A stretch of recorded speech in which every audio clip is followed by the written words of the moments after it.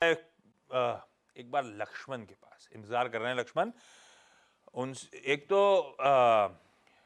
ये अपडेट दे रहे थे आपको वो स्टॉक्स रडार पर रखने जो रिन्यूएबल एनर्जी से रिलेटेड है। लक्ष्मण, क्यों, क्या अपडेट्स हैं हमारे पास? देखिए, दरअसल सरकार ने रिन्यूएबल एनर्जी के लिए खास ट्रांसमिशन लाइन स्कीम को मंजूरी दी है। करीब 13,595 करोड़ रुपए की स्कीम है।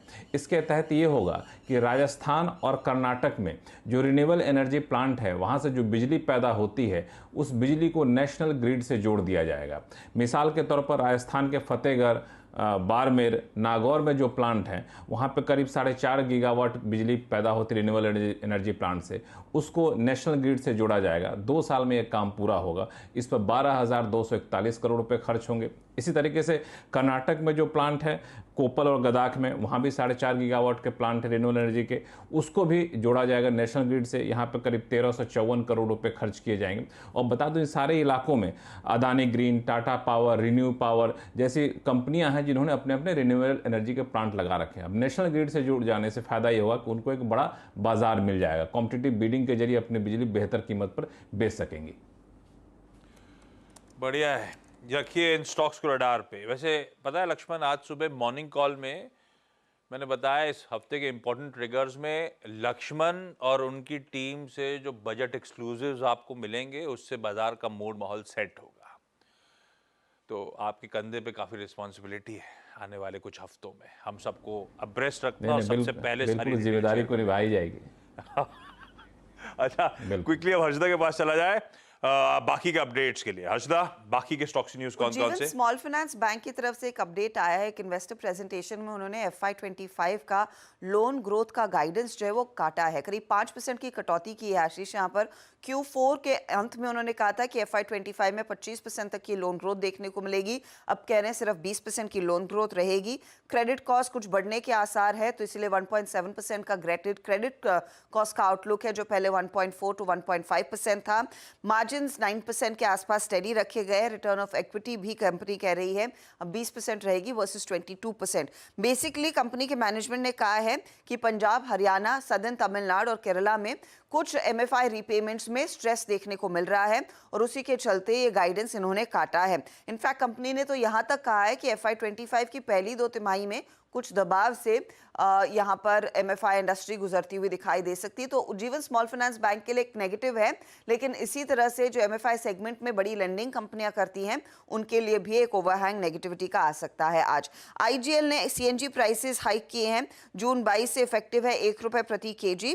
कंपनी ने, आपको याद होगा, इलेक्शन से पहले 2.5 रुपए प्रति केजी कटौती की थी। मॉर्गन स्टैनली ने ओवरवेट का कॉल दिया। 575 दरअसल टारगेट है स्टॉक पर। मजगांव डॉक और गार्डन रीच शिपयार्ड दोनों पर नजरें रहेंगी। मजगांव के लिए एक ज्यादा बड़ी खबर आ रही है। रिपोर्ट्स आई हैं अखबारों में कि कंपनी एडवांस टॉक्स में है डिफेंस मिनिस्ट्री के साथ। 35,000 करोड़ की एक डील इनके हाथ आती हुई दिखाई दे सकती है। ये deal primarily modern Kalwari class submarines, जिसमें एडवांस इलेक्ट्रॉनिक्स प्रोपल्शन रहेगा, नेवी के लिए आते हुए दिखाई देंगे। MDL बेसिकली इस समय कुछ कलवारी सबमरीन्स पर वैसे भी काम कर रहा है और अनुमान यही है कि इनके हाथ वो बड़ा 35,000 करोड़ का सौदा लगता हुआ दिखाई दे सकता है, जिसमें 6 सबमरीन्स इनको शायद बनानी पड़ सकती हैं। गार्डन रीच शिप बिल्डर्स भी रेडार पर रखेंगे। एक इंटरनेशनल प्लेयर से $54 मिलियन का ऑर्डर मिला है। 3 दरअसल इनको वेसल्स बनाने हैं। दूसरी खबरों में आप प्रेस्टीज एस्टेट्स रेडार पर रखेंगे। 5,000 करोड़ का QIP को अप्रूवल मिल गया है। JSW neo energy solar energy corporation से 300 मेगावाट का solar wind hybrid power project इन्होंने बैक किया है। इरेडा ने 1,500 करोड़ रुपए रेज किए हैं बॉन्ड इशुएंसेस के जरिए।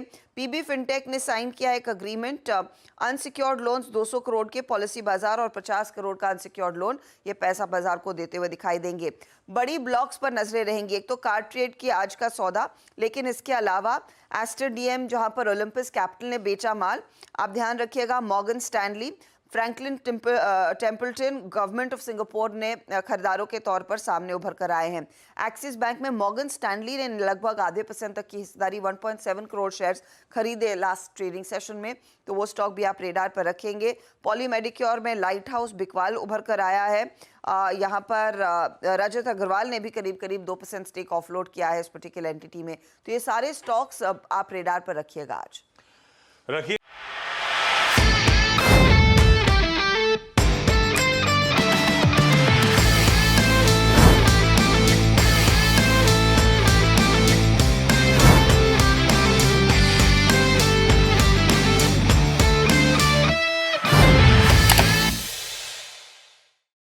बता दें कि मनी कंट्रोल पर दिए गए विचार एक्सपर्ट्स के अपने निजी विचार होते हैं।